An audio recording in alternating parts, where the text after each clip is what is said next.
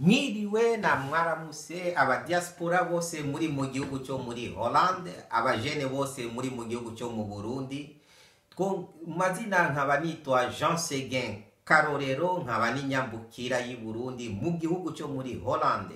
Twongiye turabahaye ikaze muri iki kiganiro twise hamwe turashoboye. Ego turashoboye kwigishanya ikirundi. Uno munsi turi bwige ikintu kimwe gusa. Twashatse twebwe kubifuriza pasika nziza mwese y'uno mwaka w'ibihumbi 2021.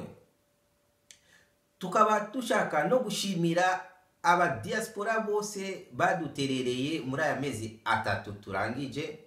Turabashimiye cyane ukuntu mwebwe mwatubaye hafi mu gufasha igikorwa cy'iterambere cy'igihugu. Abaterereye muri aya mezi 3 nabava muri province ya Bururi na province ya Mwaro baterereye ibihumbi 20 by'amaero.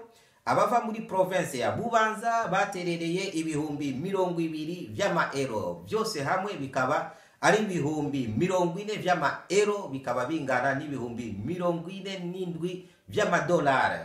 Turabashimiye cyane n'abataraterera, muze muraduterera muri bibikorwa by'iterambere ry'igihugu cyacu. Ibyo twashitse ko muri aya mezi 3 tukaba twarakoze projet ya agriculture, twahaye abakozi 40 akazi. Muri projet ya business marketing twahaye abakozi b'abajene 150 ubu bariko barakorera muri no projet.